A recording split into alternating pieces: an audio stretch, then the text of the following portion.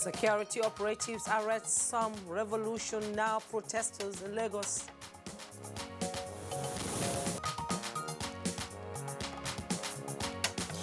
High Court grants leave to El-Zakzaky and his wife to seek medical attention. Were 8 different medical reports that showed clearly that the applicants are in dire need of urgent medical treatment abroad. When the court agreed with the applicants and granted the application as cleared.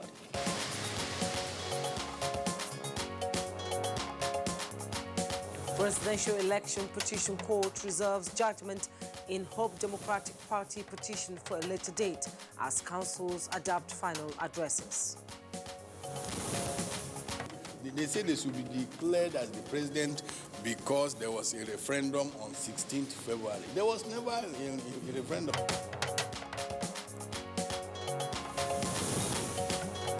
And on Good Morning Nigeria today, we'll focus on matters arising from the Revolution Now protests.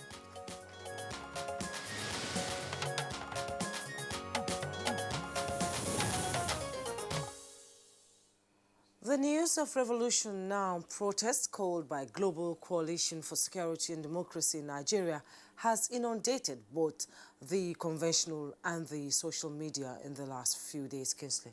You're right, Jumaya. Now, the issue, of course, has been the source of major headlines in most media, especially the arrest of the convener of the Revolution Now protest, who was, of course, also the AAC presidential candidate in the general elections in February. His name, of course, is Omoyele Sowore. And these generated reactions from various quarters, including the presidency, the police, the organized labor, and other well-meaning Nigerians on the rationale behind the Revolution Now protesting, considering the fact that the nation is practicing democracy.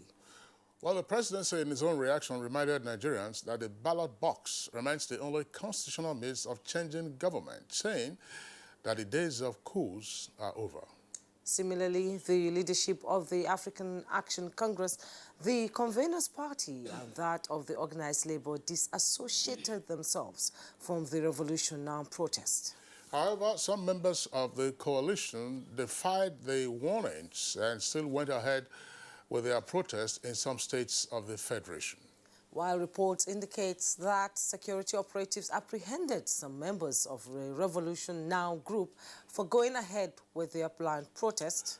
So, why the Revolution Now protest at this time? When, as some persons have been asking, the convener participated in the presidential elections just this year, but of course he lost.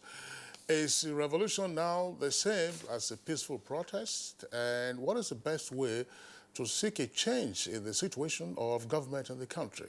Could it be part, as some persons have also asked, of a grand design to scuttle democratic governance in the country? These are some of the issues, of course, we intend to raise with our guests in our conversation segment on the program today. We'd like to thank you for tuning in. So, Good Morning Nigeria, as always, it's our pleasure to have you with us as we broadcast live on the network service of the Nigerian Television Authority. My name is Kingsley Osadolo.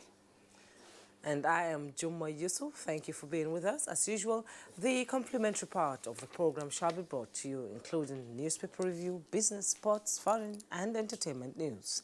The morning news is right now with Lonil Abel Ame. Hello, Lonil. Available. Hi, Jumai. Good morning to you and Kingsley, and good morning, Nigeria. Here is the early morning news. Some residents of Lagos yesterday defied police order against unauthorized gathering by organizers of what is called Revolution Now protests. Security operatives were, however, at alert at the National Stadium, the proposed venue of the planned protests, to prevent any security breach and breakdown of law and order. Some of the protesters were arrested within and around the stadium complex following the earlier warning that the police will not spare no effort in clamping down on any individual or group that threatens the peace of the country. Police said it acknowledges the rights of Nigerians to embark on protest, but restates that such rights should not translate to a violent and forceful change of government, which is clearly the meaning of revolution. Despite the planned revolution march by the Global Coalition for Security and Democracy, Nigerians went about their lawful duties. For the presidency, this is an indication that Nigerians stood firm in defense of democracy by ignoring calls on social media to join a phantom revolution.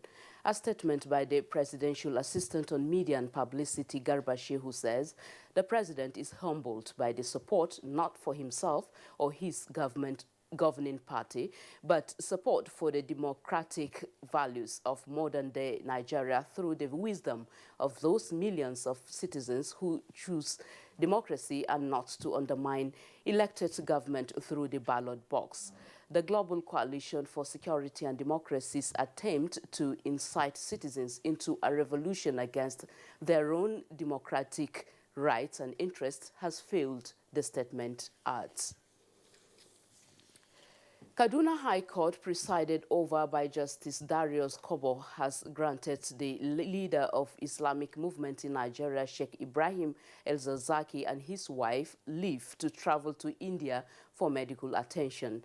The court also ruled that El-Zakzaky and his wife be accompanied by government agents to guarantee their return for the continuation of their trial. There were 8 different medical reports that showed clearly that the applicants are in dire need of urgent medical treatment abroad. When the can court he leave? agreed with the applicants and granted the application as prayed. The court said when he was effectively discharged by the hospital that he referred to Medenta Hospital in India. So as soon as he's discharged from the hospital, he returns to the country to continue his trial. Meanwhile, the Department of State Services, DSS, has received the order granting Ibrahim El-Zakzaky leave to travel to India for medical treatment.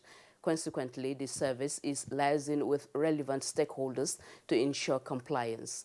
A statement signed by the spokesperson of the service, Peter Afunanya, indicates that this compliance is in conformity with DSS's avowed commitment to the rule of law inherent in a democracy.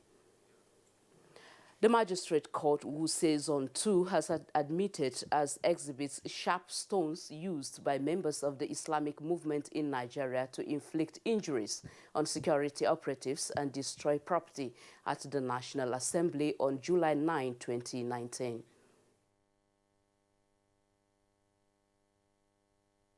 Moving on, counsel in the petition of Hope Democratic Party has adopted their final addresses before the presidential election petition court sitting in Abuja. In this petition, the petitioners claimed that in a referendum conducted on February 16, 2019, that their candidate polled 50 million votes. Those, about 12 of them, that has a blood stain on them, were admitted as exhibits before the Honorable Court. Election administrators from the 15 member countries of the Economic Community of West African States, ECOWAS, are meeting in Abuja, deliberating on key issues on electoral reforms on subcontinental scale.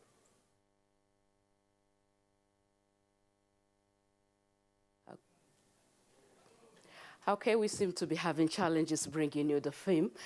All right, that concludes the morning news. Good Morning Nigeria continues with Kingsley and Jumai. Thank you for watching.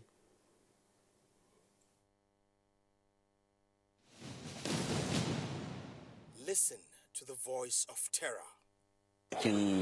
Su bar bakin hanya su shigo daga ciki can ciki kuma in sun ga motocin sojoji suna son su shigo a kyale su shigo.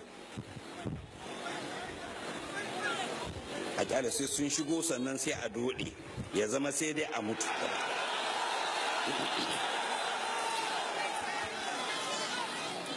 To tambaya me kake nufi da wannan to ni magana ga me kake nufi za mu warga zance ne warga za wa zai lalle ba mu bukatar Najeriya sam.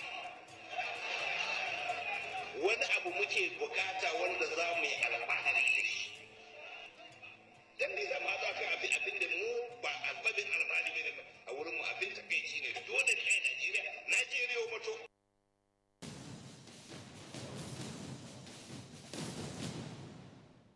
Ever since he could hold a bat, Charles wanted to play like his big brother. Victor had skills that matched the best in the land. Never mind, little brother, drink your Dano milk and keep practicing. So that is what he did. And step by step, glass by glass, the boy grew in spirit and strength. Drink your Dano milk and be strong. Also available in Dano Cool Cow, Dano Slim, and Dano Flavored Milk. Choose Dano. Choose goodness.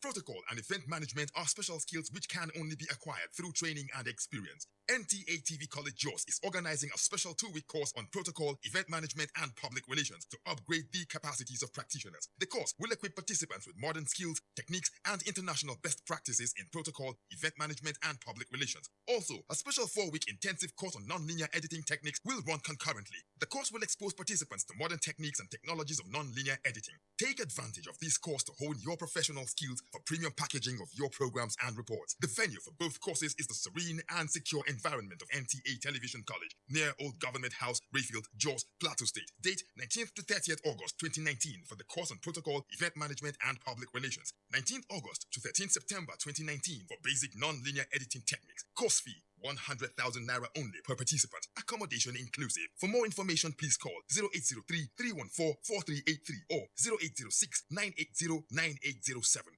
NTA TV College JOS, training you to be the best you want to be.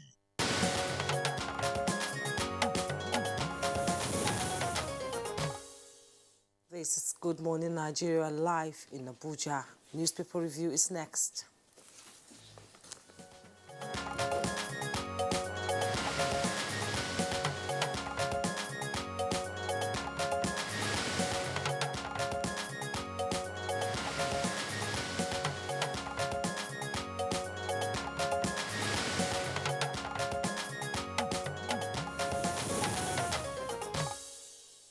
Our newspaper reviewer, Bayo Atebe, is right here with us in the studios. Bayo, good morning and welcome. Thank you, Kinsley. Good morning. Good morning, Jume. Good morning, Nigeria. Okay, Jume, let's begin with you. We have four papers. Yeah, we'll begin with the Daily Trust newspaper this morning. And just below the masthead, Nigerians have shamed revolution promoters. That's coming from the presidency. You find that on page 6. EFCC raids ex-Governor Yari's house in Zamfara. That's on page 4. Federal government reduces oil licenses time to 72 hours. You find that on page 17. And the bold headlines there, like we've read in the intro today, Zazaki wife set to fly to India for treatment. Court grants medical leave. We will comply. That's coming from the DSS. And then the picture story there, security personnel at the entrance of Kaduna State High Court in Kaduna yesterday during the court's ruling on an appeal by the leader of the Islamic movement in Nigeria, Sheikh Ibrahim El-Zazaki, to allow his wife and himself to travel to India for medical attention. And at the bottom plate of the Daily Trust, WAEC considering CBT for objective exams. That's coming from the registrar. You find that on page 3. Kano, police tender 14 documents at tribunal. That's on page 13. And Emirates denies increasing flights to Abuja and Lagos. You find that on page 17. Kinsley? Okay, let's take a look at the Punch newspaper. The Punch newspaper has on this front page photographs from the scenes of the protests yesterday, organized by under the banner of #RevolutionNow. You can see the photographs there, the bottom half of the front page of the Punch newspaper. The caption there, which is also like a headline, says, #RevolutionNow, police clampdown disrupts Lagos, Abuja, and other protests. The story, of course, is in greater detail on page 3. Lead story for the paper comes with a kicker: herdsmen, menace, and banditry. Lagos, Benue, Ebonyi, and 5 others to acquire drones. with Rider, Ogun, Oyo, and Enugu planning to file applications. That story is in greater detail on page 2. Now, two stories beside the nameplate, there's two earpieces there. Polls, IDPs, and physically challenged won't be left out, says Buhari. That's page 18. Now, Chevron bows to Nupeng's pressure, recalls sacked workers. That's on page 28.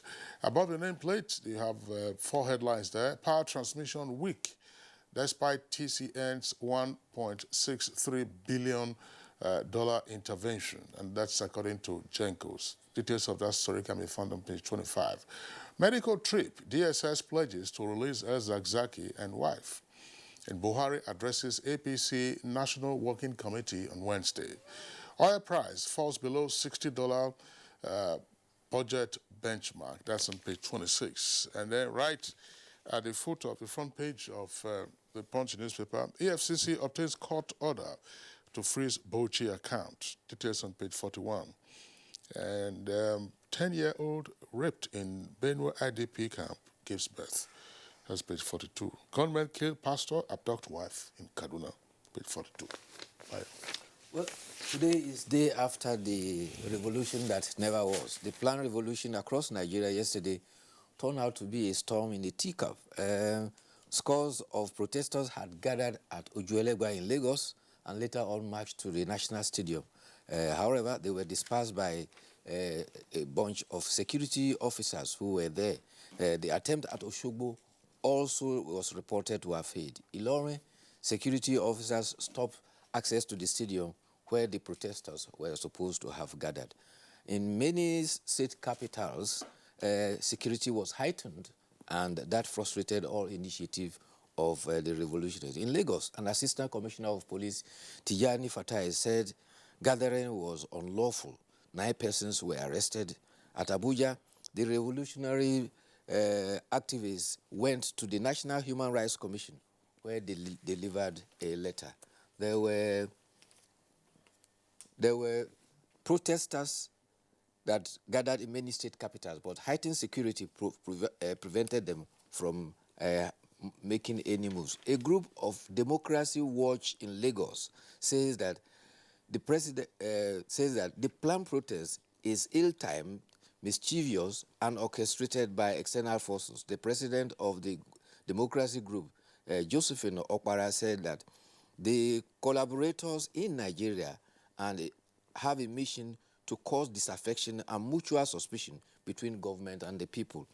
The leadership also reports that at a press conference in Kaduna, a coalition of northern group also said that the northern part of the country had nothing to do with the purported revolution. They described the proponents of the revolution as foreign agents meant to destabilize the country. At Abuja, the Civil Rights Movement of Nigeria also had its president address a press conference. Aaron Dutoye also urged government not to handle the revolutionaries with soft hands. He said inciting Nigerians home and abroad to join a planned revolution amounts to treasonable felony. There were some voices that tried to rationalize that the demonstration were not treasonable, and therefore there was a right to protest. Some of these include Femi Falana, Professor Olusoyinka, and Alhaji Balarabe Musa. But however, these voices were drowned overwhelmingly by those who were frightened by the term revolution. Meanwhile, the Department of State Services said it will not stand by and watch self-serving people take laws into their hands, adding that foreign allies are behind the planned revolution march and they will do everything to stop it. The presidency is also issued a statement. It says millions of Nigerians defended the nation's hard-won democracy by ignoring the calls for the phantom revolution. It says a few hundreds of persons acted on calls on social media to ask every Nigerian to overthrow the government they elected 6 months ago. The president is humbled by the wisdom of those millions of citizens who preferred democracy and decided to undermine who are trying to undermine the elected government. It may be recalled that Omowale Sowore, the proponent of the revolution, has been resident in the United States of America for 15 years. In fact, he returned to the country only about 2 weeks ago to start this campaign for revolution. You know, he was also around during the presidential election. He came for the presidential election, and soon after, in fact, he had crisis within his party. Some party members expelled him. He too expelled some party members, and out of that, he fizzled out and left the country. He returned only just 2 weeks ago, according to the information published in The Punch, to organize this. Meanwhile, there is breathing space now by giving to the leader of the Islamic movement in Nigeria, Sheikh Ibrahim El-Zakzaky, and his wife. Kaduna State High Court yesterday granted the leader permission to travel to India to seek medical attention. The director of public prosecution, who addressed the media after the court adjourned, said that the sheikh has been granted permission to seek medical attention under the supervision of the state, and this entails a Kaduna State government agent as well as an officer of the Department of State. Justice Dahiru Kobo said, from medical reports filed, he is indeed in need of medical attention. It is not bail, but he has been granted leave to travel to for medical attention in India and no other country. The counsel, Marshal Abubakar, who stood in for Femi Falana, said it was not a bail application, but application to save the life of the defendant. There were 8 medical reports which the court considered. They allowed immediate treatment and the sort, and after the treatment, once they are discharged from hospital, they are required to return back to Nigeria to continue to face the 18-count charge they are facing, which include murder. Quite interesting. There were very interesting issues arising from the court's pronouncement on the application on behalf of El-Zakzaky and his wife. I've heard they said, oh, it's not a bail that has been granted, it's just a leave, and whatever label you call it, of course, it's a bail with the conditions that you have just indicated, that they are traveling for that particular purpose, and upon being discharged, they will continue to face the charges. They have not been discharged, from the trial. That's a bail that has been granted them. But what I find somewhat curious in our jurisprudence these days, particularly in our criminal justice administration system, is the fact that some persons who are facing trial, that's to say defendants, now apply for bail and indicate that the reason why they're applying for bail is to enable them travel abroad for medical attention. And you also find that courts are granting such applications. To say you've been granted bail to enable him travel abroad. 2 things, in my opinion. One, we seem to be lending judicial authority to medical tourism. It's sufficient for the court to simply rule that the applicant, that's the defendant in the trial, has been granted bail to seek medical attention. Irrespective of where he is. It is just full stop. Now, assuming that the law enforcement agencies decide to take hold of seize the individual's travel documents, which is usually the passport, the court could also, in the same ruling, pronounce that he or she should be is being allowed to seek medical attention, and whatever personal documents he has with the state security services should be released to him. Full stop. Not that we are granting you bail to travel, for medical attention in a specified nation. See what is going on now in the case of El-Zakzaky and his wife. You say it must be in India. Fine. Are you now is the court going to nominate the agents or the agencies of state that will be monitoring them in India? Yes, according to the ruling, they are supposed to be accompanied. Yes. What is the extraterritorial authority that you have in India? Let's face it. I think they will be working with Interpol. Two issues here. One is the question of the medical permission granted. In fact, the prosecution opposed the application on the grounds that the ailment for which he is seeking treatment could be treated in Nigeria. But I think from the medical report, the court overruled and allowed the second is the issue of bail. Now, there has been news in the information in the public domain that Sheikh Ibrahim El-Zakzaki has been denied bail. Actually, what happened was that when he was arrested 14th December 2015, he was taken in by the Department of State after the altercation with the army. And from that point in time, he filed 2 suits of fundamental human rights, for which the court ruled that awarded 25 million each for him and the wife, and that a house should be built for him, and he should be released after 45 days and settled either in Kaduna or a place in northern Nigeria. But before the expiration of that, Kaduna state government now filed an 18-count charge, which included murder. And murder, in instances, is not bailable. And so when they came with the application for bail, the court said we could not grant bail except allow on medical grounds. And that was why the medical grounds became an avenue for the bail that was granted. That is my layman reading of what happened. I'm sure Gas Kingsley has a more, lawyer-like. That's why I said that's my layman reading of what happened. I mean, the narration is fine. There's no doubt, but I was just talking about, the nuance of a bail application being granted to a defendant on the basis that the defendant is seeking traveling abroad. Endorsing medical tourism. Medical tourism. Yes. I think we should refrain from that. It's just a matter of the way the judgment is drafted. That's as simple as that to say. Because as we also indicated, there will be issues. Assuming, any such person who's been granted bail decides to jump bail in India, are you going to send the DSS? DSS will arrest him? DSS is to accompany him as well as a Kaduna state official. I understand. That's what I'm telling you now. There's no extraterritoriality. Let's move on now. The Daily Sun newspaper is next, just beside the masthead. Court gives EFCC nod to freeze Bauchi account. That's on page 44. And tension as DSS police foil revolution march.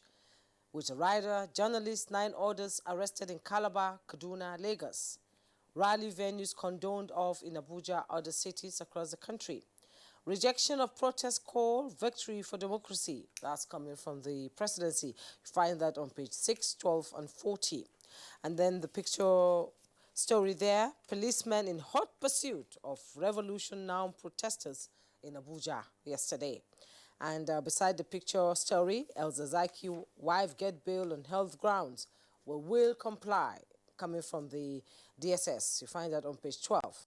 States cry over funds spent on federal projects. That's on page 12 too. EFCC raids ex-Governor Yari's home in Zamfara. You find that on page 40. And tribunal reserves judgment on Hope Democratic Party petition against President Buhari. You find that on page 3. Bio.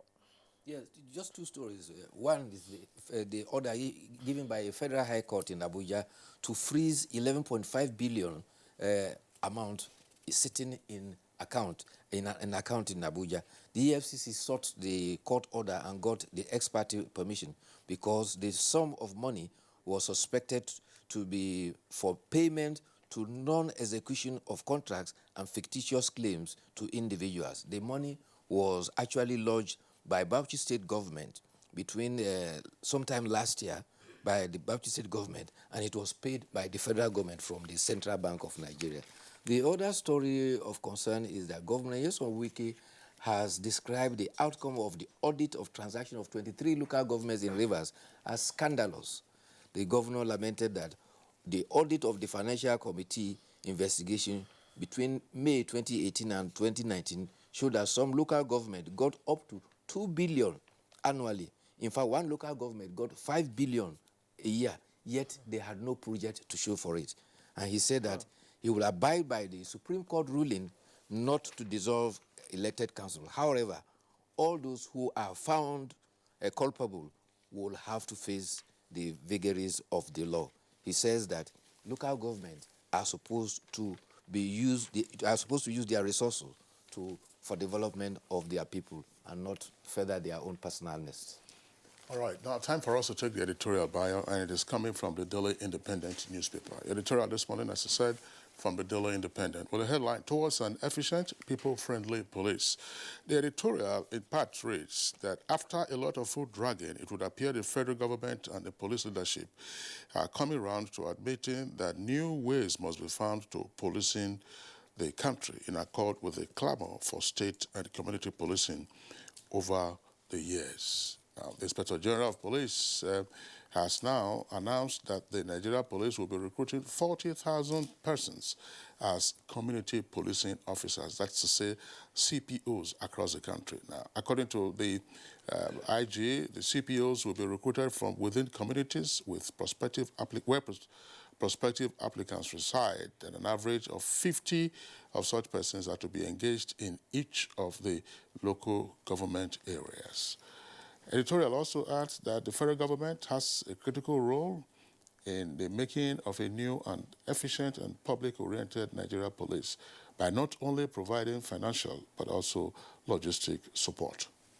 Well, it is a new thinking in the way policing should be done in Nigeria. There has been clamor by several states of wanting state police, but experiences of the past have caused a lot of foot dragging on the subject, because we all recall that in the past, particularly in the First Republic, local government police and state police were used by political parties and politicians to abuse their opponents, and therefore that has caused confusion.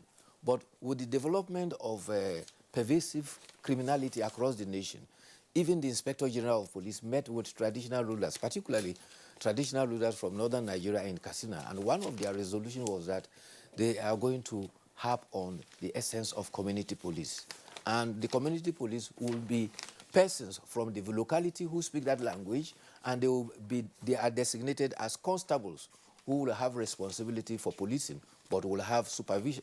They will be supervised by the regular police. This is the idea of probably breaking down the high command of police that takes instructions from the IGP at police headquarters. And several governors have complained that they do not have the authority to give instructions to the Commissioner of Police. We hope that we'll be able to have synergy within this. And another element about this is that the Empower program is also contemplating fusing some of those young men across the country who are on the program to be part of the community policing. And if that is done, it will be another easier way to enhance the capacity of the police, because the 40,000 or 50,000 that is proposed certainly will not be enough. I think it's a good development, because this community policing, they know the locals, they know the language, they know the terrain, they know the petty criminals actually in the community, and they can be able to interact with them. I think it's a good development, Kingsley. But let's see how it pans out. Yeah. There's a danger. Some time back, almost half a decade or more ago, the police command itself posted officers below the rank of, I think, sergeant to their communities. That was an attempt to do something like that. But it didn't work. They transferred themselves out of the community. It didn't work, because you find some people now collaborating with the people in their locality, and it became a matter of conflict in some instances. And so there were some drawbacks there, but I think they will have learned lessons from those. Okay, bye, Atoyebe. Thank you for being around today. Thank you again tomorrow. All right, it's Good Morning Nigeria on the network service of the NTA. We'll take a short break now. When we return, we'll get ahead with our discussion segment.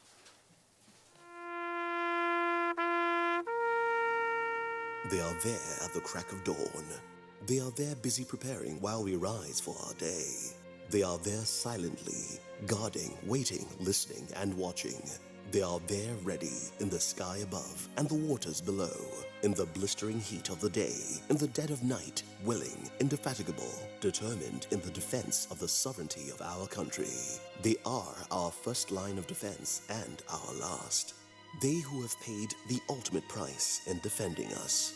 They are fathers and uncles. They are mothers and sisters and girlfriends and boyfriends. They are brothers and cousins and best friends and neighbors. They are classmates, colleagues, and citizens of this nation. They are our defenders and deserve our respect, our prayers, our thoughts.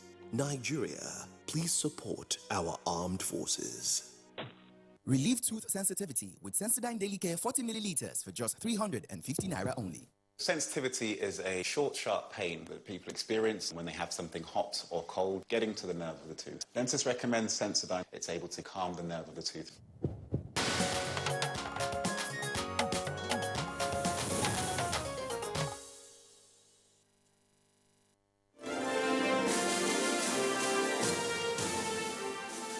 Advertising your goods and services on the right channel gives you an edge over your competitors. NTA News 24 has all the platforms for your target audience. The station is on DSTV channel 419, GoTV channel 46, StarTimes channel 101, and Free TV channel 703. With our digital format and wide range, we can reach your customers in next to no time. We are eager to promote your business, goods, and services. So, partner with us for a very rewarding business experience. For more information, please call Henry on 0803-379-0884 or visit our office at NTA Headquarters, Area 11, Garki, Abuja. NTA News 24. News and more news. Our discussion today, let's take this background report put together by Abdusalam Ajibril.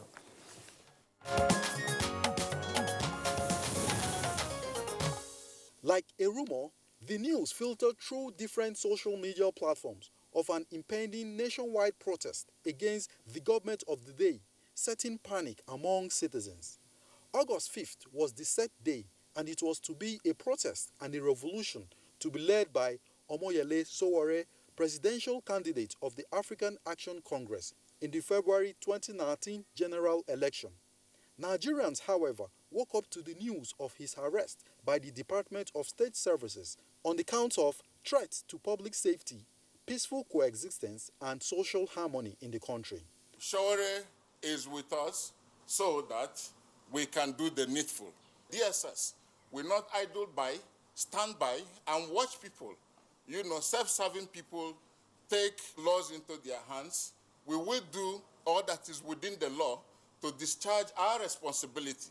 The Nigerian police also issued a statement warning against the planned protest and proposed revolution, and Sowore's political party has disassociated itself from the planned revolution, stating that the planned action is not initiated, supported, or sponsored by the party. His arrest, however, elicited divergent reactions from Nigerians from all walks of life. While many condemned the arrest, many others commend the security services for proactive steps taken towards ensuring peace in the country. While peaceful protest is legal and allowed under the Nigerian constitution, Sowore's revolution now, many say, is an incitement for violent revolution and protest to effect a regime change.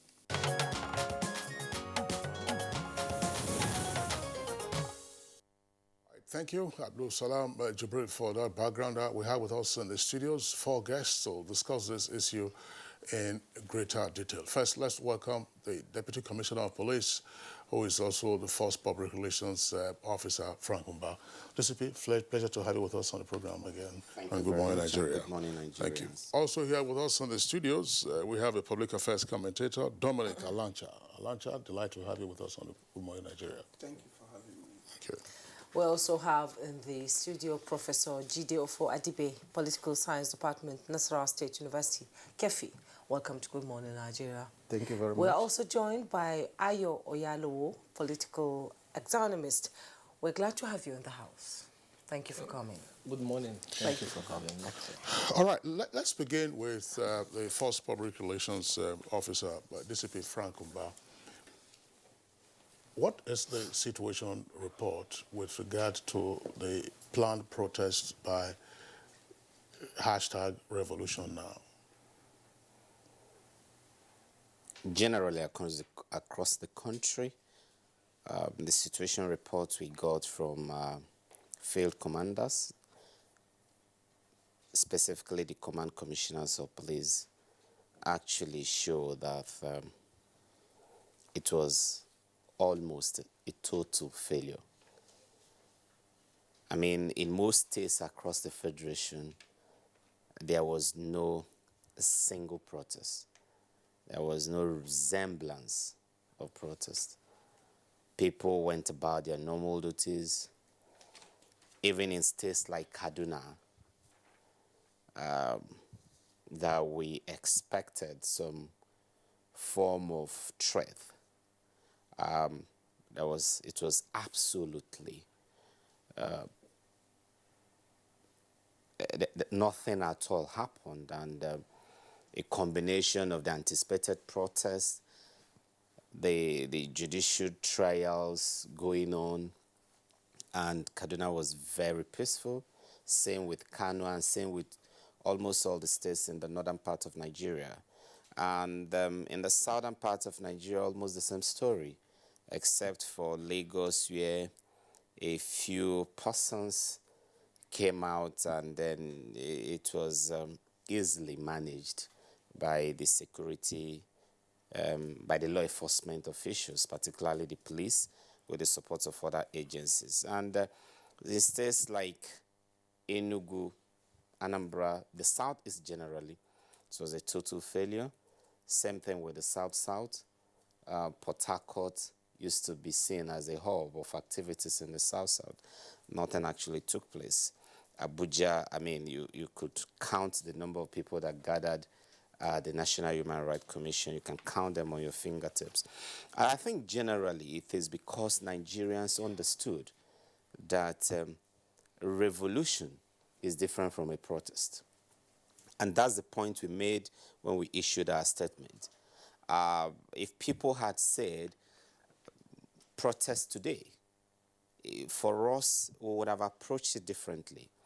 But the moment you use the word revolution, we began to look it from that prism. And we looked at the meaning of revolution, and for us, it simply means a forceful and violent change of government in that protest, in that context. And we needed to take proactive actions and make sure that such things don't happen, since this is a thriving democracy. We have said this repeatedly. We are not averse to citizens conducting peaceful protests. Nigerians are witnesses of the fact that a whole lot of protests have taken place in this country, and we had provided adequate and sufficient security for protesters. We had escorted them. We have watched their front, watched their back, and watched their sides to make sure that their ranks and files are not infiltrated, and seen them through such peaceful march. But when people ab initio make pronouncements that suggest ulterior motives, then we need to come in very quickly in the interest of the Republic. We've said it repeatedly. Your right to protest, your right to freedom of expression, your right to freedom of assembly are all moderated by the Constitution. They are moderated by national security, but they are moderated by national defense, they are moderated by public health, public morality, and then the need to protect the rights of others. Okay, thank you so much, DSP Frank Mba. I'll be coming to Professor Gideofo. He has given his own definition from a security point of view. As a political scientist, it was a revolution, now a protest. Can you give us the distinctive difference between these two? Well, revolution actually can mean, one version of it will be a forceful change of a regime, but it also means any radical change. In fact, if anything unusual happens, you can say it's revolutionary. There is an aphorism, for example, that in climes where telling lies, such as Nigeria, is pervasive, ability to tell the truth is revolutionary. It's a revolutionary act. I see the point it had to do. In fact, many people will regard Rotimi Amechi as a revolutionist. So according to that version, launch a revolution quote and unquote, and there's yet a third perspective, that it could possibly be something propped up by the government itself, that the government has been closely watching the developments at the election tribunals and is uncomfortable on which direction it might go, and therefore has used Sowore, who was his supporter, supported Rotimi Amechi, who is a part of the government. And therefore, it's a way of trying to set up a scenario and use it to legitimate clamping of oppositions. So I don't really know. These are contending perspectives. Until things evolve, we will not know which one is true. But one thing is certain. It is not, I think it will be a little simplistic to judge the success or failure on whether the rallies were held or not. Today, everybody's talking about Sowore revolution. Yesterday, almost all the newspapers had him on their front pages. He never got that kind of media attention before. So I'm not really sure, if you can say it failed. The fact that the police took the threat serious enough to mobilize across the country means that when you say it failed, you have to qualify it.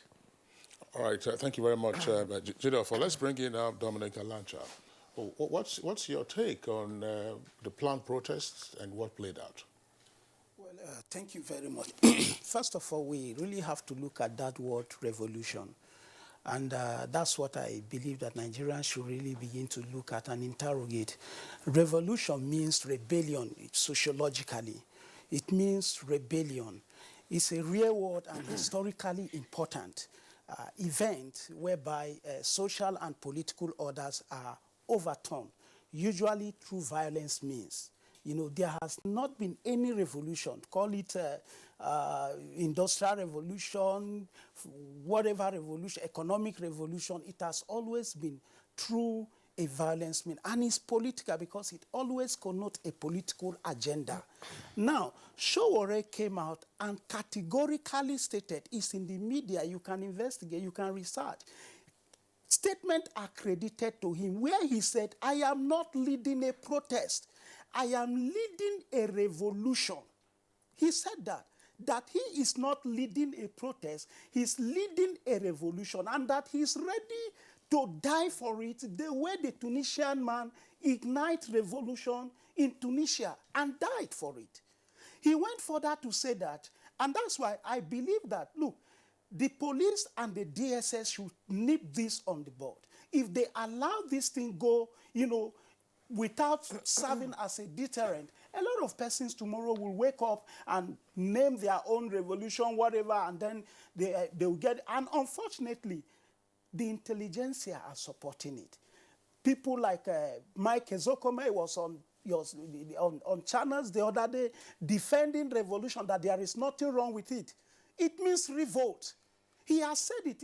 He's out to chase Buhari out of government. A man that contested elections 6 months ago, I think he does not have the moral ground to lead a revolution.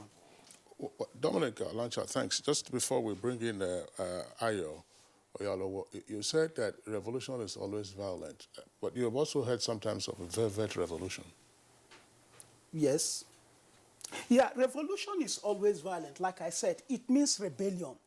There is no way, whether economic revolution is about radical change. And there is, the word radical connotes violence, it connotes force. When you apply it that way, it's about violence.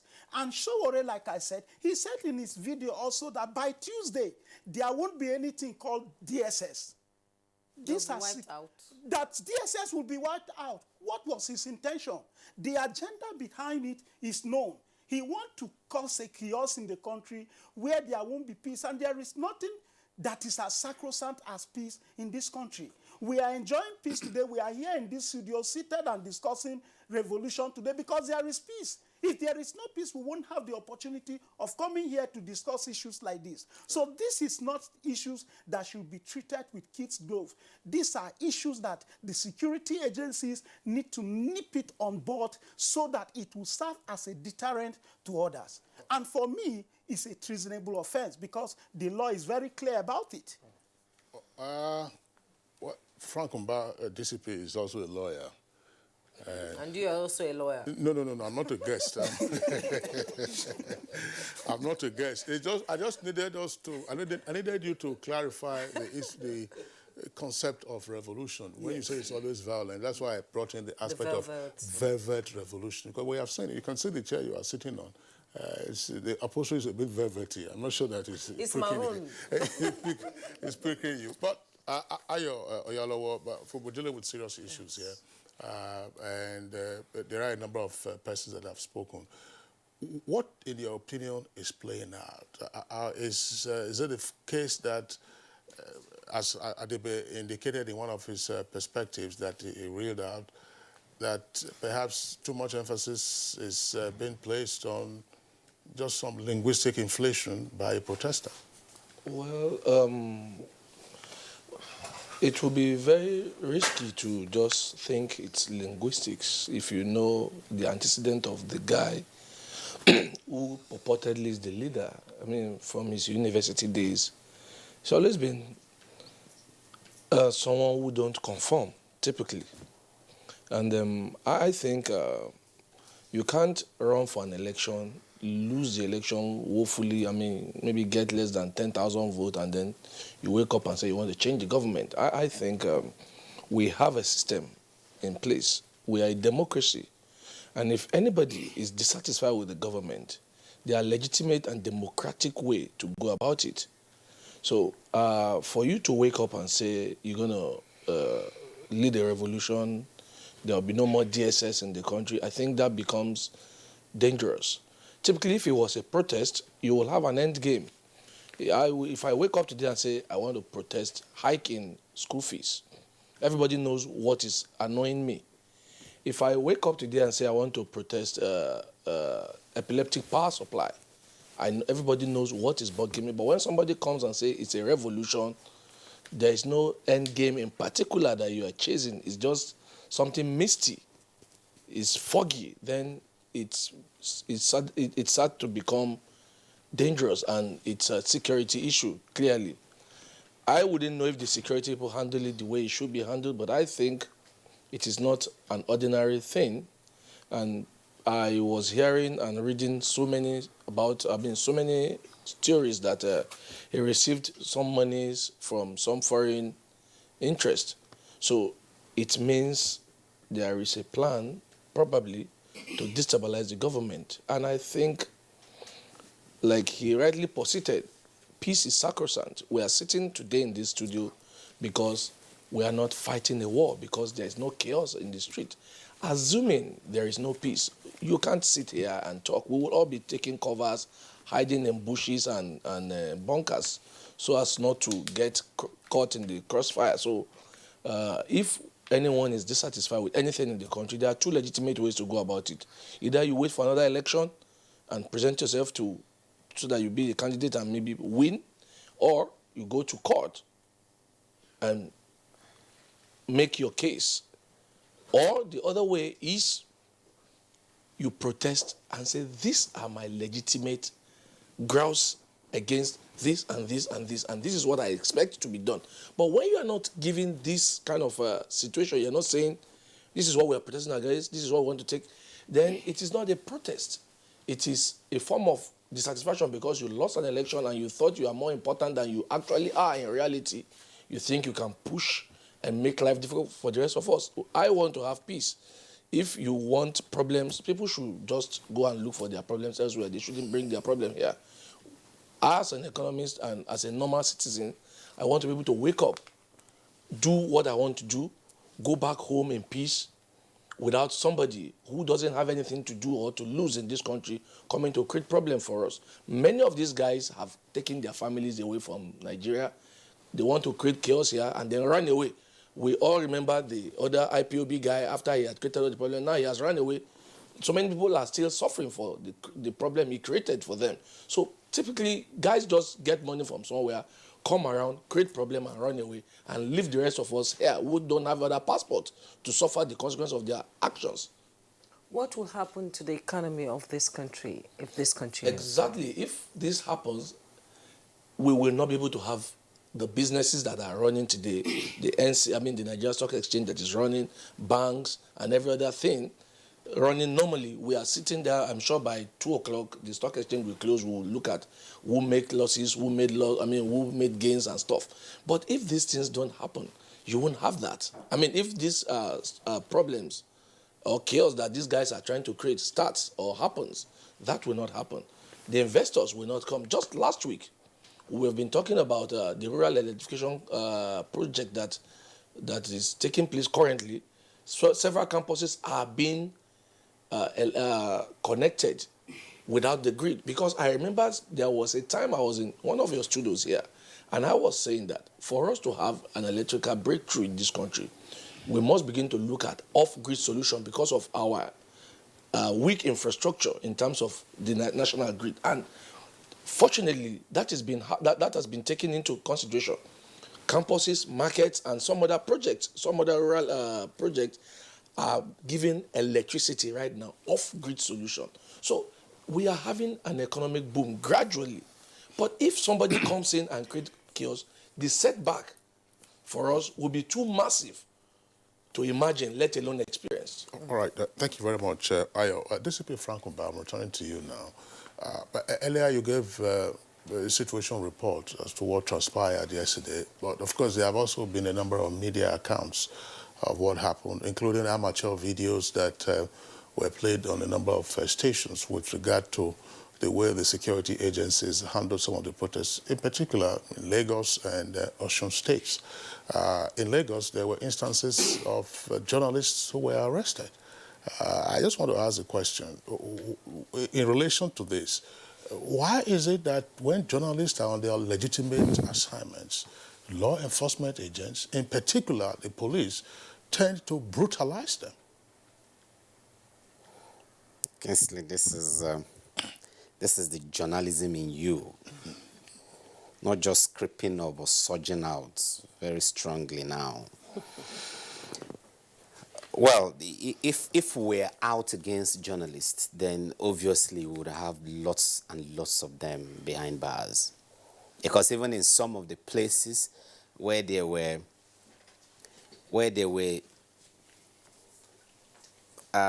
things that look like protest, the number of journalists that even covered the protesters were more than the protesters. And yet those journalists had absolute freedom to do their job. But we saw cases, for example, in Calabar, where we picked up a staff of Nation newspaper.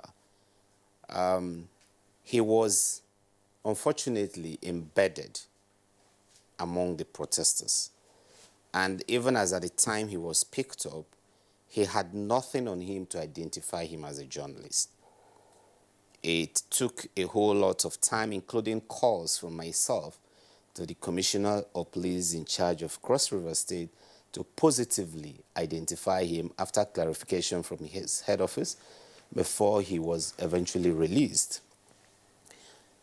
In Lagos, where one of the staff of Sahara reporters was picked up, he was also part and parcel of the protest.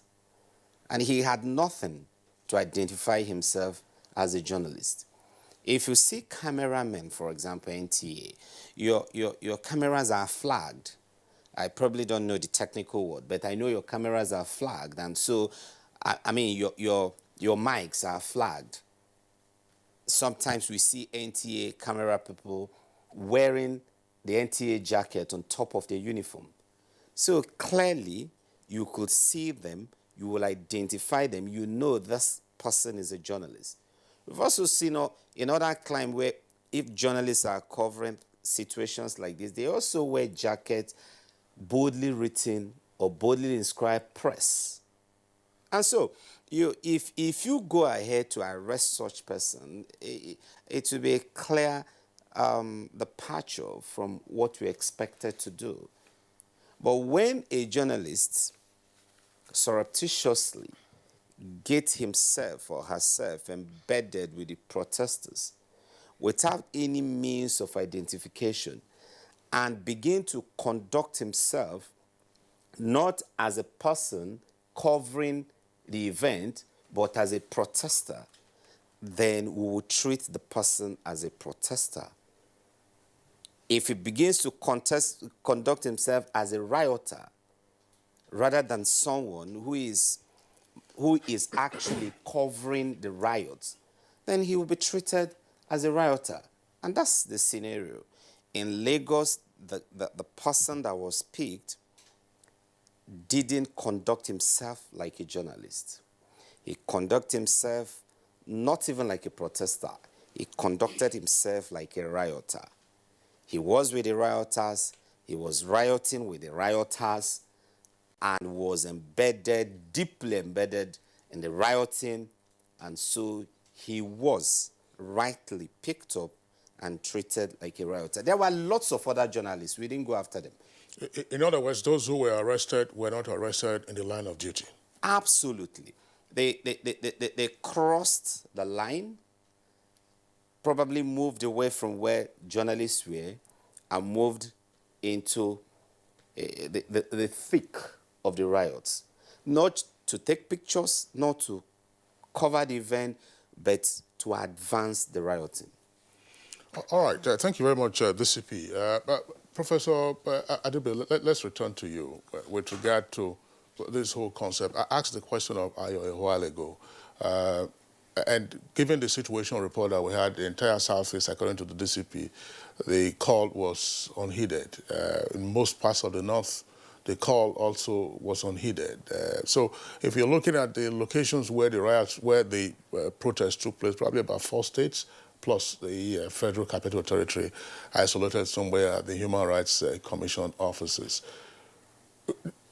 Was there, in your opinion, unnecessary security attention paid to this in terms of drafting and mobilizing men and resources to contain what seemed to be, as some persons have also indicated, some fearful impression of a French Revolution at our doorstep? Yeah, thank you, Kingsley. Let me just, before I answer that, let me very quickly address my brother's comment about peace. We must not also mistake peace for concurrence-seeking behavior, groupthink. What we call peace is built on a certain power configuration underneath. So if things are favoring you and you talk about peace, there are others that are contesting the underneath, the underlying power relations that sustain that peace. That's why if you are talking about peace in terms of concurrence-seeking behavior, groupthink, that nobody must deviate from what you consider to be a normal or, what is acceptable way of thinking, of expressing oneself. That's not what we are thinking about. I actually believe that the police, have a duty to call Sowore for questioning. Not just because of he talked about revolution. If he just mentioned revolution and left it, I wouldn't bother. But when you say something like the DSS will not exist, the government, they have a duty to call just to say, what do you mean by this? Not in a kind of show of muzzle. I mean, I'm happy you're a lawyer. Does he have the capacity to effectuate a threat of a revolution? And that's why I think we must start by trying to examine or interrogate what actually did he intend to achieve. Now, let me return to the question you asked, and which is to, you can remind me that question now. Well, I would just say that, was there or has there been an overreaction by the security agencies? Yes, that's what. On the basis of, an examination, a simple examination of the capacity of the individual to carry out whatever linguistic threat he had issued with regard to a revolution now. Yeah, I think also that's why people came up with a number of those conspiracy theories. If some of them are suspecting he had foreign backing, which I doubt, but I think also the government has this tendency of shooting itself on the foot. Why would you give surveillance, put Amnesty International on surveillance? By so doing, you mobilize the entire transnational NGOs against you. And then when you mismanage it and they start to lampoon you, you turn around to say the international communities are against you. This, for me, is, more or like Nnamdi Kanu when he was virtually nobody. And people just orchestrated him, put him in detention for too long, turned somebody who was nobody into something bigger than everybody. And that's the thing I hope that the police here should be very sensitive about. Many people I don't think there was anybody who will be opposed in a normal times that you say something that it was more like he was looking to be martyred or to become the head of opposition, leader of the opposition group. You say something, he's a journalist of sorts, and he knows that if you say, I'm carrying out a revolution, it's okay. But the police will no longer exist by tomorrow. You will be called for questioning. At least they will say there are quite a number of very intelligent people in the police, not just people with, you can see Frank Mba and others. What exactly do you mean? And by just interrogating you and finding out that your capacity, you don't have that capacity, they let you go. But we are living in a society where once we deviate from the groupthink, the next you'll be hearing is, arrest him, arrest him. And when you arrest that person in the manner to satisfy those baying for the blood of their, sometimes their supposed ethnic or class enemies, you end up creating monster. And when we want to go to why are many people trying to support him? It's not because they are supporting Sowore, in my own opinion, but because there are a number of bottled up feelings elsewhere, especially in the southern part of the country, where I believe the government has already in a kind of a crisis of legitimacy for other reasons. So when people come out, it's not because of Sowore. I don't think it's because of that. It's because of other grouses they nurture against the government. But I think you talked about conspiracy theory. There's no smoke without fire. I don't think somebody can just wake up in a country like Nigeria and decide to go on a revolution. We have shadow backers who come behind the scene to encourage these people. Okay, let's talk about other issues now. There have been so many instances in Nigeria where a revolution could have happened. Why now? Okay, let me tell you what you call revolution. I personally don't believe revolution accomplishes anything in history.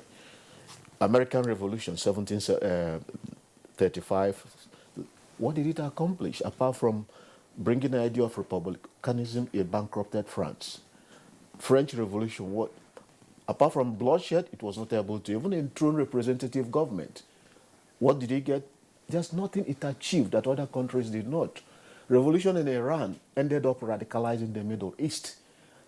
Arab Spring, where did it turn up to be? Libya. So it's not, we have had actually the closest equivalent of our revolution.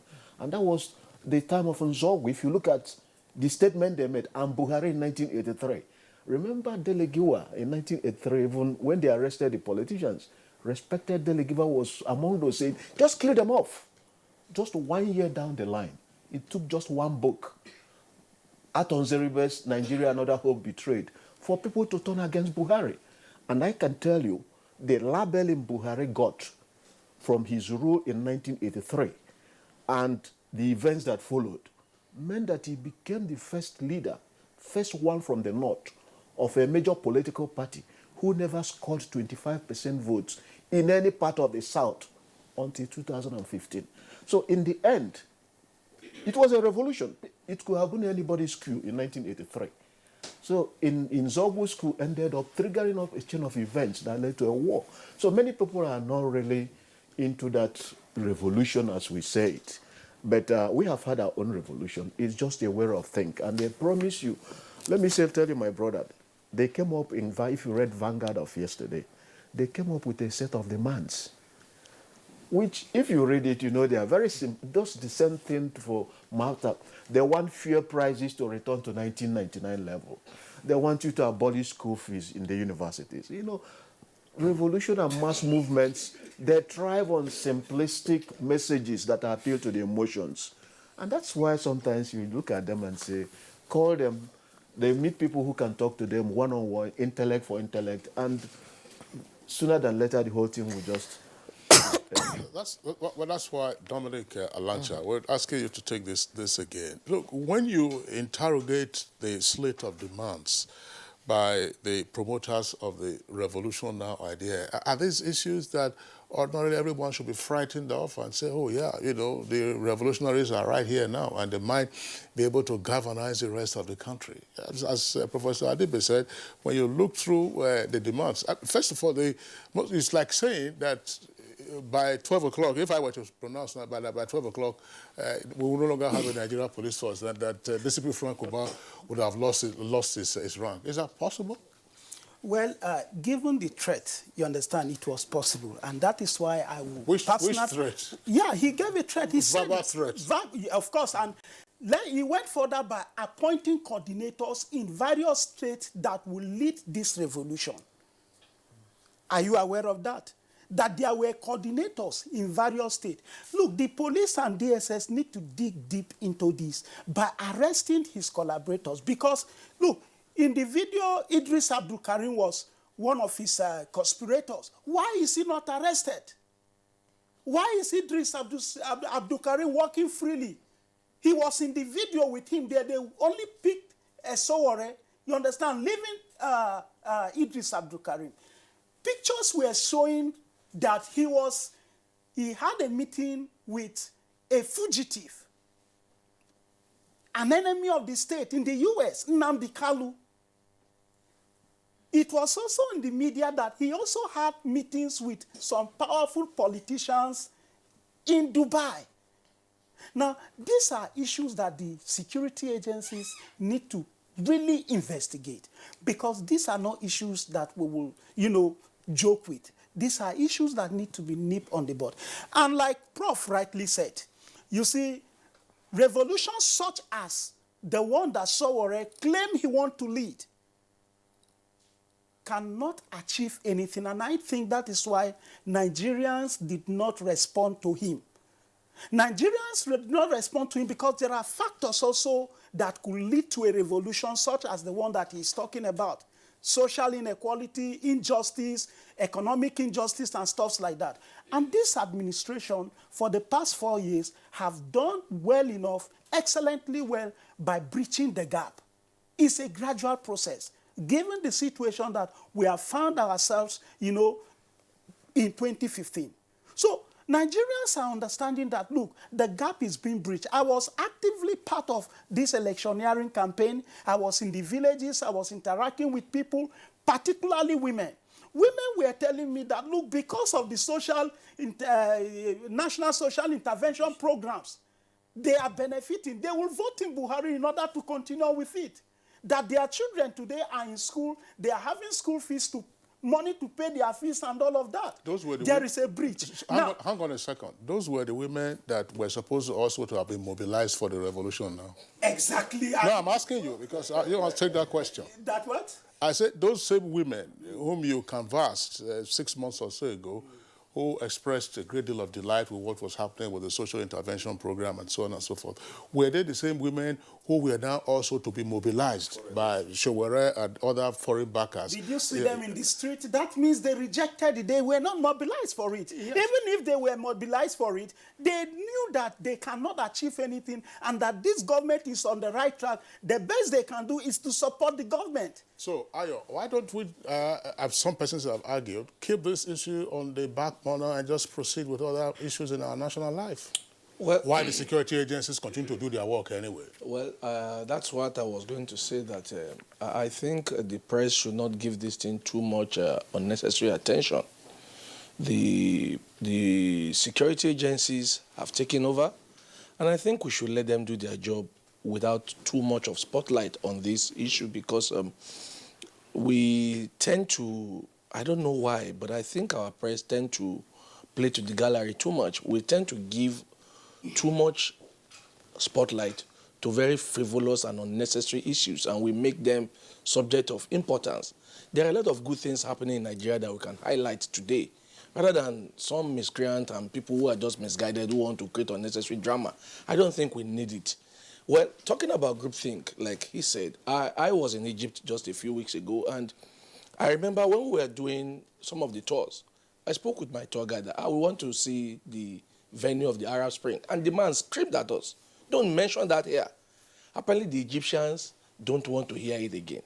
And he told me clearly that it was a revolution they regretted. That because right now, it has given them what they never even wished for. They would have preferred to be where they were. So clearly it proves that revolution like these guys do, because they've read some books and they just want to create unnecessary drama, it has never changed anything good. It always changes one problem for the other. All you do is you remove people who you think were the allies that are enjoying the system for other new people to come and take over. It never makes a significant change. The Egyptians today hate what happened during the Arab Spring because it has enthroned for them a government that has made their lives more difficult economically, socially. They are not happy as they are. And if you look at Libya, their neighbor there, those ones are still in turmoil. So many other countries that went on that Arab Spring today are in a mess. So clearly, when people wake up and want to create an utopian world, or is it utopian world, say, oh, revolution will change it. I mean, Sowore came from America. Do they have free education in universities there? Well, if you want to talk about free education, we begin to look at the junior ones, and most states in Nigeria, if they're not doing free education at the primary or secondary school level, the prices are very, very easy to manage. But for university, in the US where it is, people don't get free education. In fact, they take loans to go to school. Most of them don't even pay off the loans till they die, because it's very expensive. University education is not supposed to be for everybody. It's supposed to be qualitative for whoever can afford it. By the time you chip in university education, you will find yourself where we are today. Most of our graduates can't even write their CVs. They have to pay people to help them write CV. It is that bad. So when somebody wakes up and says he wants to give free education to university for everybody, you realize this person is just a joker. So I think our press should stop giving too much attention and coverage to things that I will call mundane and unimportant issues, and let us focus on more serious and more important issues, so that Nigerians can see where we are going as a country, not to entertain a bunch of jokers and class clowns. You know, I remember reading up the Prime Minister of Libya saying that they wanted Gaddafi out, but they didn't know what they were going to do if Gaddafi leaves. That is what happens. These guys never think through. That's what I was saying. That what are their demands? They don't think through these things. They just wake up and make very big and verbose speeches that will... I mean, when he was saying he would take DSS out, I'm sure he wasn't thinking. Because if he was thinking, he wouldn't even say that kind of nonsense in public. The man said he want to self-immolate. He should go and burn himself on the street, and let's see. These guys just make statements that are completely devoid of sense and responsibility. If you are thinking responsibly, there are some things you will not say publicly. Okay, coming to DSP. Well, that's why, yes. Just sorry, before you take I asked the question earlier that were we not faced with a case of just simple linguistic inflation? Well, like I said earlier, two things. He has said it, we should investigate it. But clearly, when you now look at their set of demands, they just look like a bunch of jokers. So don't give them too much attention. Put them where they belong, at the back burner. Okay, coming to DSP Uba now. DCP. DCP. You know, he keeps smiling. Let him not arrest you. Don't be smiling too much. If you go to Fountain, Fountain. No, don't worry. Where's the fountain? Unity Fountain. Okay, I would never go there except for journalists enjoy this unqualified freedom and privileges. Just ride on that special privilege. Okay, DCP Uba, Professor Jideofor said arresting these people, putting them behind bars for a long time, gives them a certain level of prominence and importance.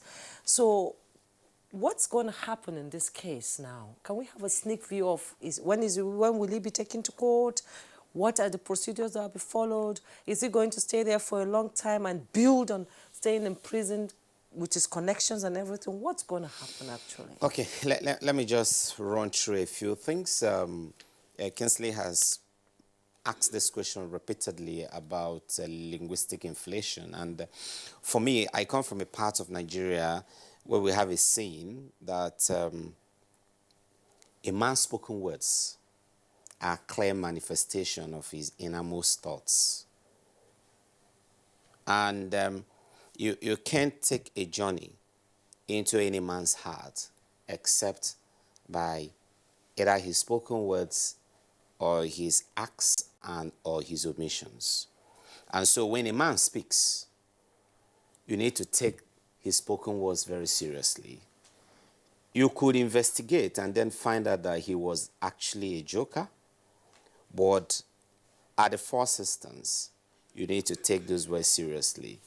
Because if you presume, if you proceed on the assumption that he was joking, and he turns out not to be joking, then you probably would have messed a whole lot of things up. A whole lot of young people, or even a whole lot of citizens that we know eventually committed suicide, for example, had threatened that they were going to take their own lives. But people never took them seriously. They have verbalized their innermost intentions, casually sometimes, and people thought they were just joking.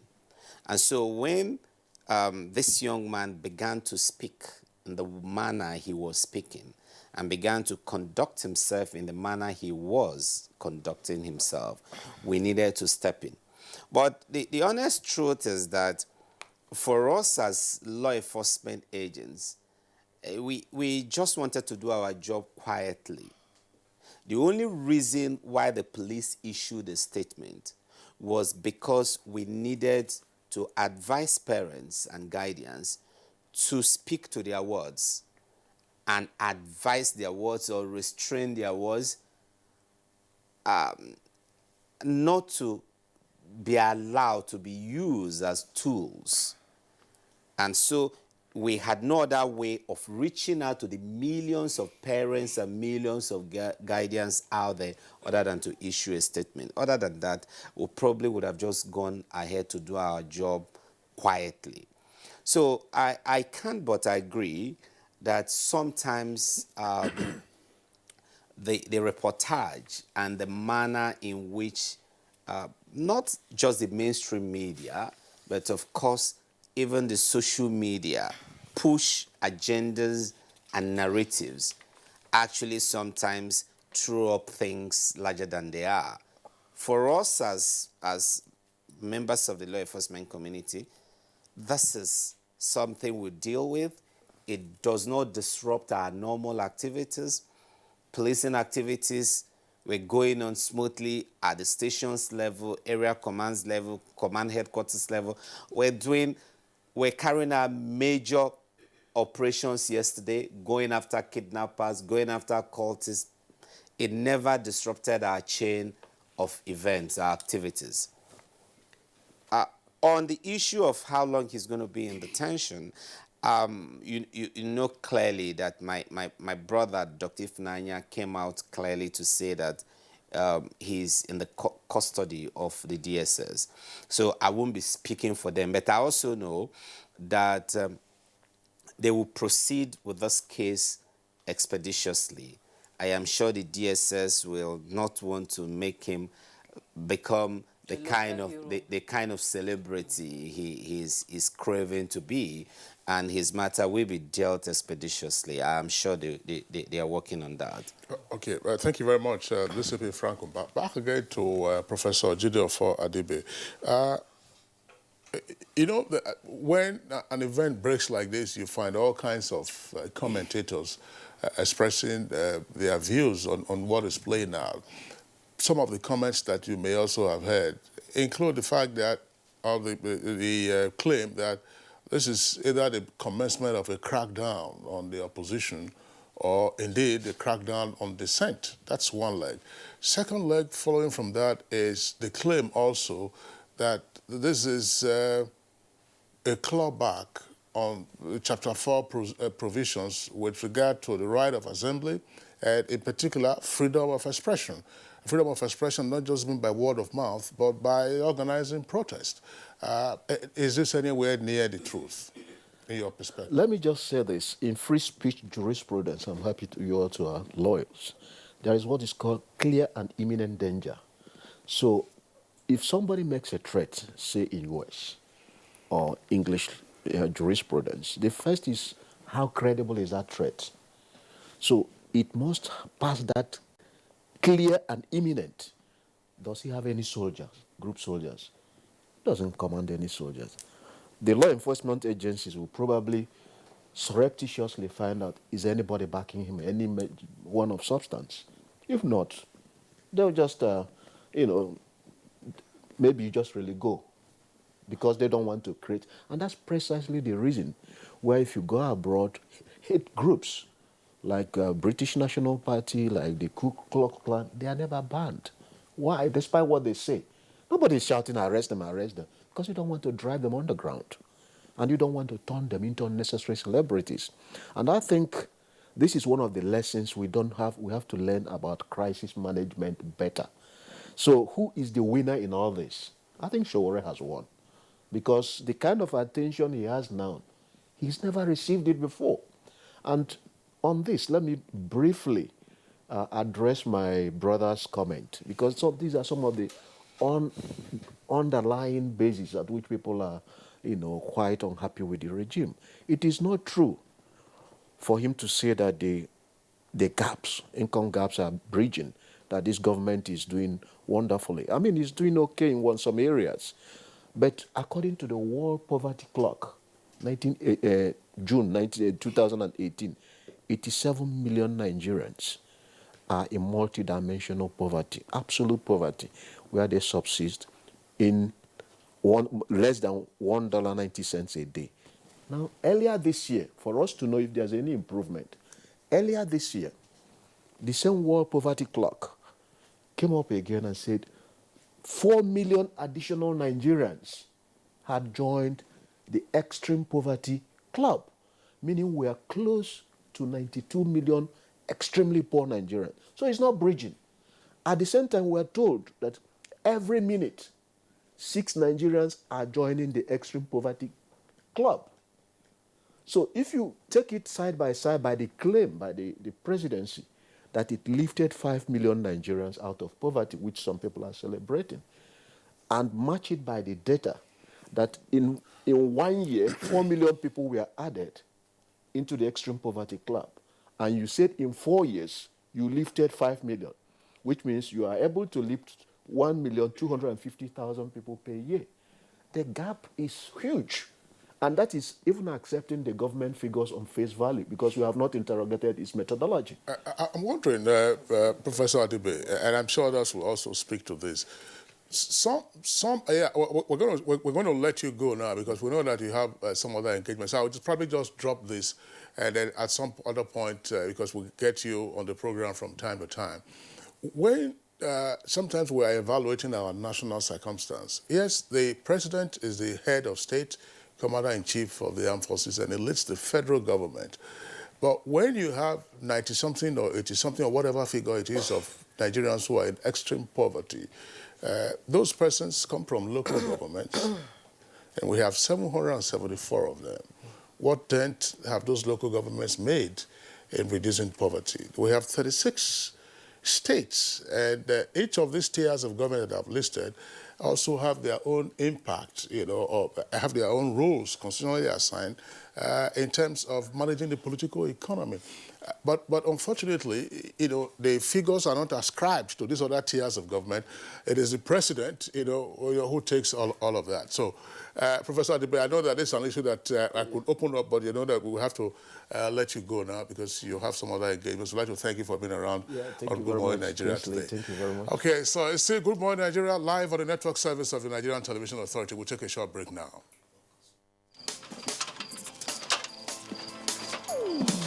Oh boy, climb this thing now. No be only to connect lights. Come you and yourself now. Now wow. Oh boy, come down now. Oga Kasali electrician who will look for with this. Oh, Oga Kasali, come help us fix this wire now. Sorry, I no longer carry out illegal connection. It puts the lives of people at risk and can cause fire outbreak and disrupt power supply. I will never be part of anything that has to do with this any longer because change begins with me.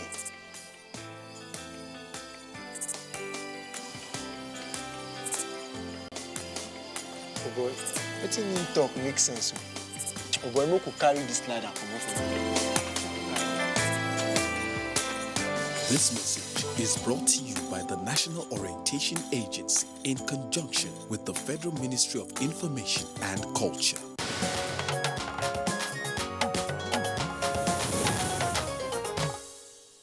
Thank you so much for staying with Good Morning Nigeria. Now we have some tweets coming in to the program. First, I start with Festus Akimboyewa.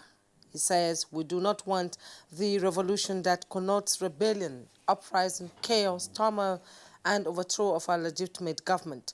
The stability of our constitution and hard-won democracy should be the priority of all Nigerians. Government should impose strict measures to curb the activities of troublemakers.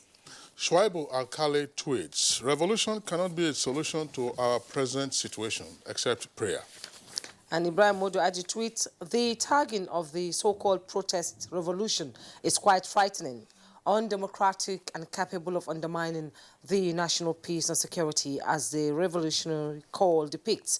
Nigerians can't afford another civil unrest with the couple of insecurity in the country.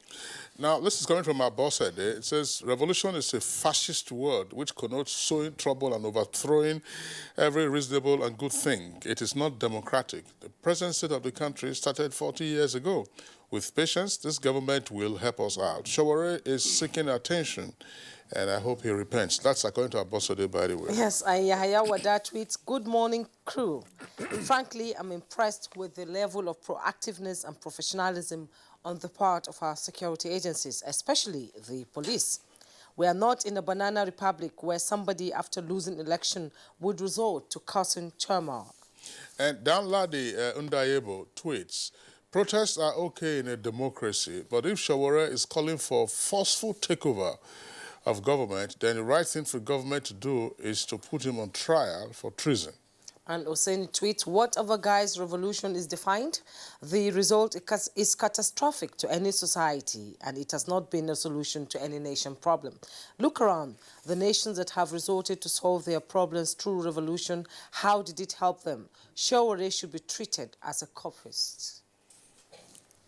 Usman Banikantu tweets, now the pronouncement that the DSS will be extinct is devoid of ambiguity. They are out with their collaborators to cause chaos and seize power. Just like what the ex-president Bush, that's the second, said, you are either with the government or with the terrorists. They must be charged accordingly. And Elijah Oko-Oga tweets, nothing should be taken for granted, not even Sowore. Okay, those are some of the tweets I would like to take in the meantime. Dominic Alancha, I mean, you've expressed your views with regard to what needs to be done, but after today or beyond this moment, what would you like to see? Well, after today, what I would like to see is that which the police and the security agencies have demonstrated is proactiveness. And the important aspect of this is that it's going to serve as a deterrent. It will not serve as a deterrent if Sowore remains in detention. It will serve as a deterrent if he's prosecuted. One of the things that we need to begin to do is reward and punishment mechanism. People are not punished in this country when they choose to be deviants. People go scot-free, you know, most time when they choose to be deviant, and that is why, you know, some of these miscreants are rising, you know, threatening us with the word like revolutions and stuff like that. So I would like to see a situation where, you know, there will be proactiveness, and that proactiveness will lead to, you know, to serve as a deterrent to upcoming younger ones. And good enough, Nigerian youths are beginning to align themselves with, you know, good behaviors, values, and principles that will bring about progress and development of this country. And the government also need to do more. It's not as if there are no shortcomings. There are shortcomings, but like I always said, it's a gradual process. We cannot find ourselves in a perfect situation, you know, within 4 years. It's going to be a gradual process. But in doing that, there is need for, you know, Nigerians to be supportive of the government so that we can together progressively move to where we want Nigeria to be. You're asking for his trial. Of course. But what would be the offenses? Treason, of course. Treason. He has said it that there won't be DSS. Like I said earlier, he said that he's leading a revolution. Revolution means rebellion. It therefore means that you want to rebel against the state. And he has gone ahead to appoint coordinators in various states. In Lagos, there is a coordinator. In Osun, there is a coordinator. And in other places, there are coordinators.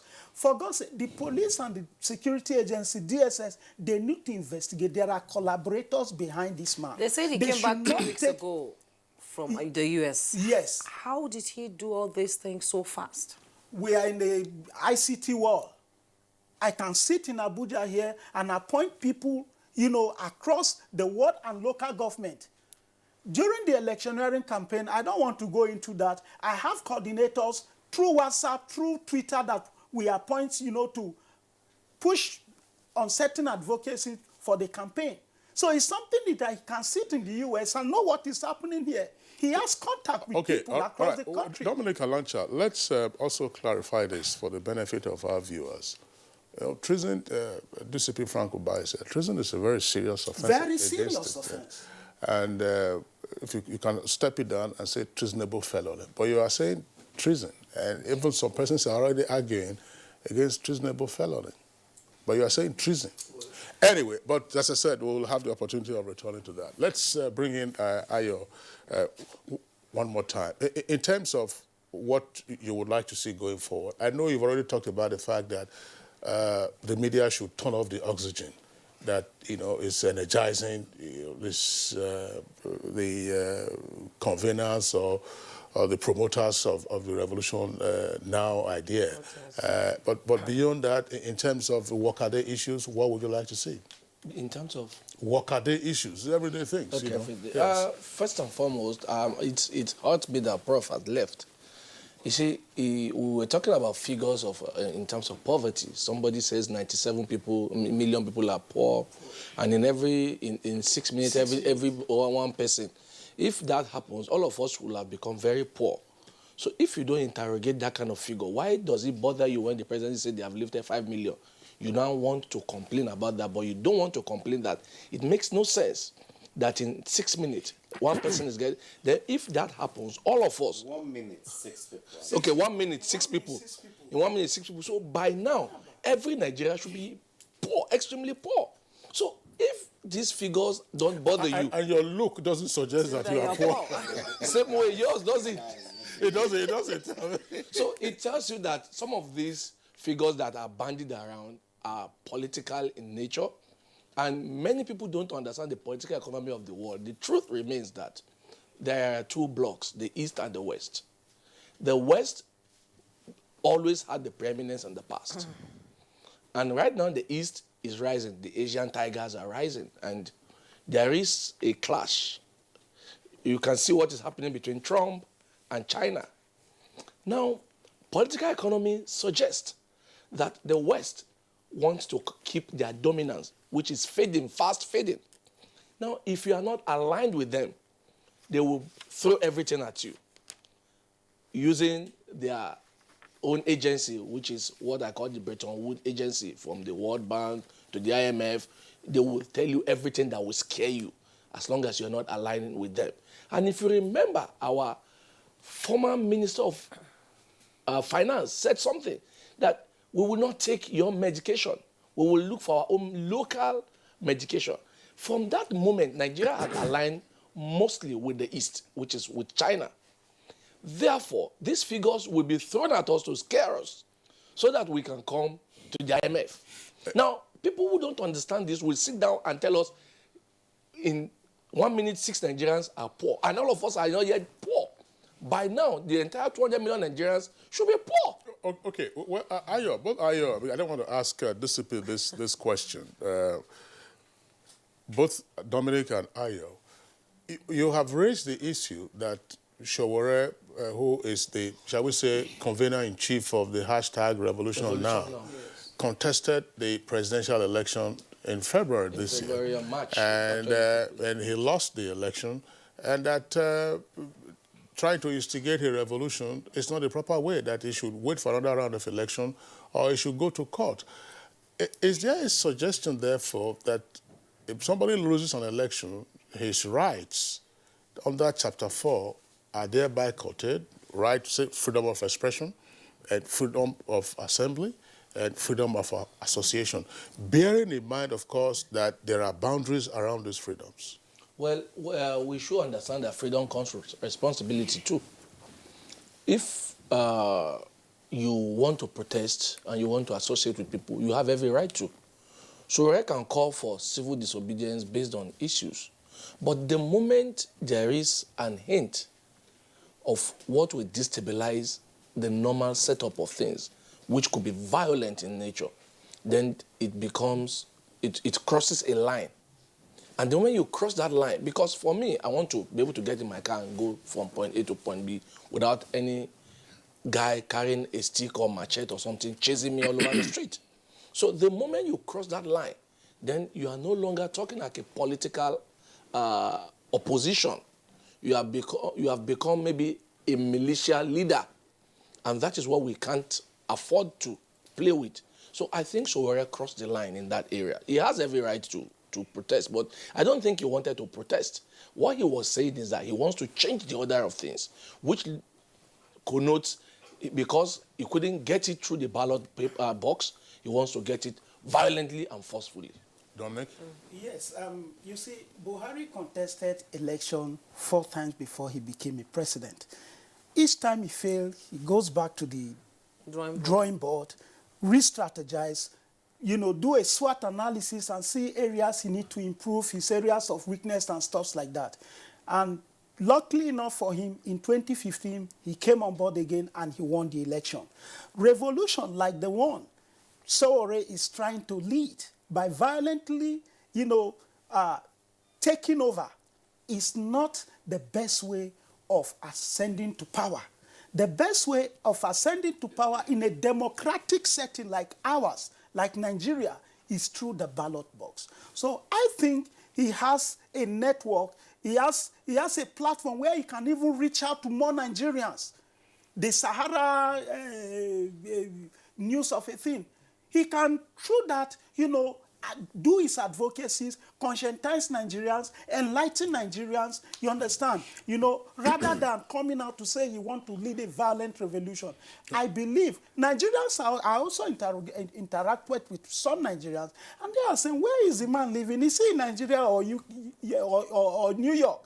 He should come and live in Nigeria, then he will be faced with the realities. And let me say something about what the poverty issue of it. You see, we should look at internal realities. We should judge our progress based on our own internal realities and not based on external realities like all these international NGOs will come and say Nigeria. I mean, it's quite unbelievable. Okay, thank you. I just, Discipline Frankumba, one aspect, to the extent that you can speak around the issue, law enforcement has become quite challenging for us. And what we have also witnessed in the past has been the hijack of protests. Otherwise, peaceful protests get infiltrated by all kinds of rogue elements, and then trouble escalates. Against the background of what has also been reported as the proliferation of small arms and light weapons and all kinds of elements rampaging all over the place, is this necessarily a conducive time to try to organize a march or a protest of the nature contemplated even by the conveners of #RevolutionNow, assuming they didn't even intend a violent overthrow of the existing order? I can but agree with you that law enforcement has actually become increasingly challenging. The globalization of the world, as well as the strong impacts of internet, ICT, the social media, and the rest of modern technology have even made it even more complicated and more challenging. For us, beyond the fact that this protest or this movement started out as a revolution march, we also figured out that for people who are very sensitive to national unity, for those who are very sensitive to peace and order, the timing is also suspect.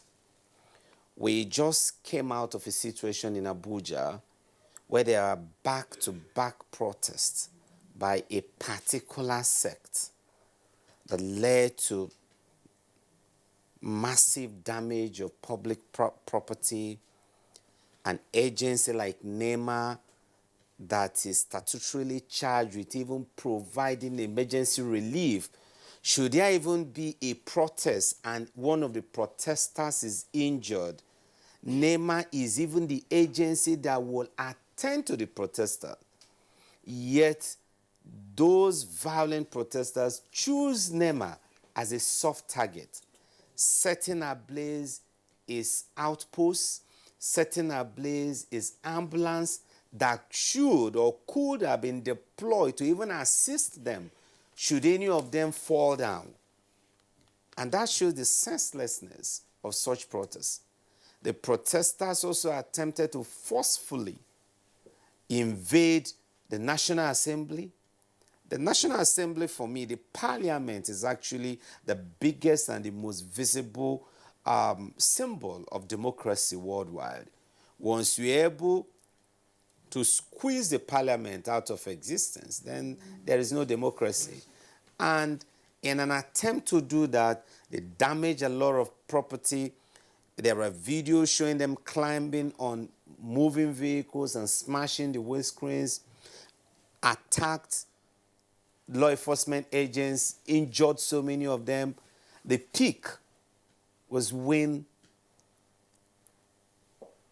a deputy commissioner of police and an armed deputy commissioner of police who tried to exercise caution and restraint and tried to engage them was killed. I'm not talking of the youth corporal that lost his life. And then we're still trying to get over these complications. And then someone is calling yet for a revolution. So timing, very poor. The use of the word revolution, the kind of statements that were issued subsequently, the threats and the intensity of the threats. These are all factors that we reviewed holistically. Of course, plus other intelligence information at our disposal, which we will not discuss here. And these were the reasons why we initiated some of the proactive measures that we did. Exactly. Coming to Mr. Dominic Alancha, I want to ask you a very specific question. Discussing this topic with some people yesterday, trying to get an insight into the situation. Some people said in Nigeria, the moment a crisis is trying to wind down, another one comes up. It's as if we're being kept on our toes 24 hours a day with crises and ideologies that has nothing to do with the state of our nation. Why does that happen? And our youth are, gullible. They are usually, taken into this ideology. Are we looking at a generation that would not listen to elders? A generation that would go all out to destabilize the country? What is happening? Well, I don't think so. I think that some certain individuals, sit back and see areas they can take advantage and then gain popularity negatively. And that is what Sowore is trying to do, by acquiring some negative popularity. People are saying, ignore him if you ignore. Look, if you ignore him, he will grow to a monster. Like the commissioner said here, if you ignore him and it turns out that his threat becomes real, it do more damage, and more harm. It's better to arrest the situation now. So I think some certain individuals, like Sowore, try to take advantage, but good enough Nigerian youth shunned him. Nigerians ignored him because they know that revolution will not take us anywhere, And some of the issues that led to some of these things is actually governance. And I think we are doing good, you understand? It's a gradual process. In the next 8 years, like APC and President Muhammadu Buhari has promised, we'll be in the next level. Dominic Alancha, public affairs analyst, would like to thank you for being part of our discussion this morning. Thank you very much. Appreciation also to Ayo Oyalowo, who is a political economist. Thank you for being around. Good morning. Thank you. And Ayo, of course, is a clear evidence that poverty has its limits in Nigeria.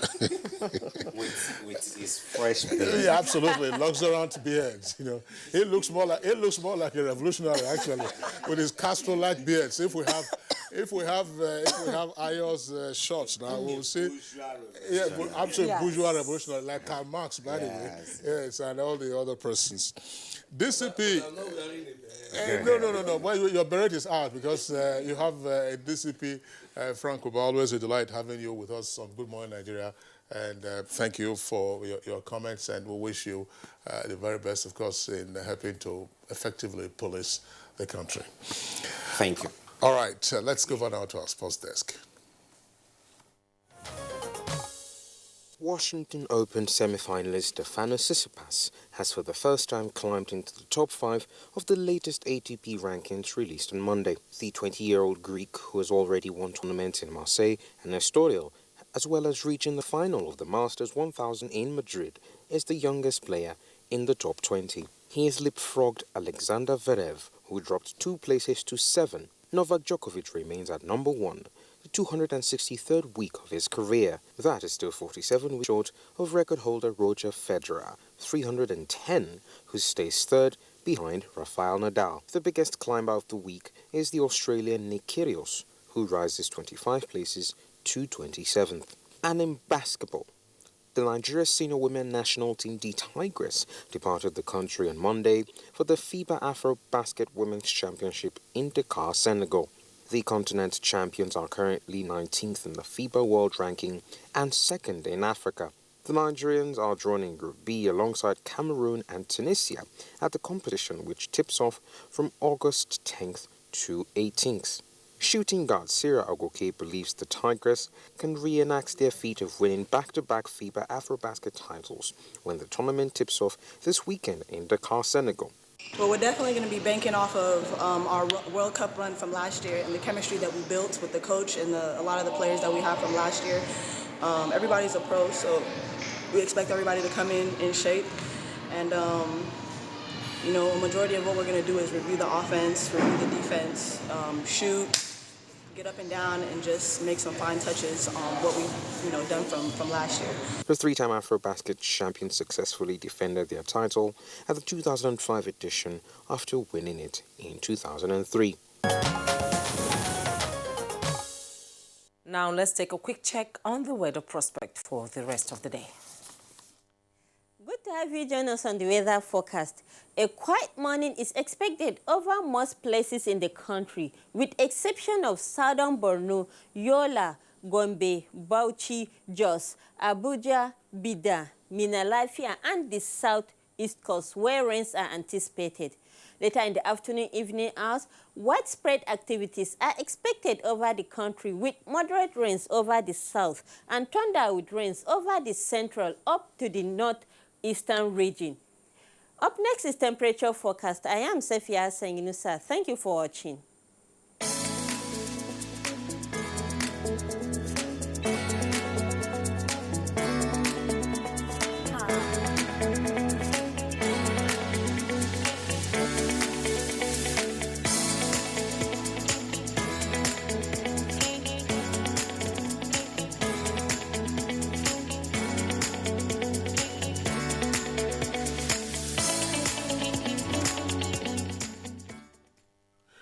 All right, so that's it for us on Good Morning Nigeria today. We'd like to thank you for tuning in. We are back tomorrow, same time, 7 o'clock in the morning. Until then, do enjoy the rest of your day. My name is Kingsley Sadolo. And I'm Juma Yusuf. Do have a wonderful day.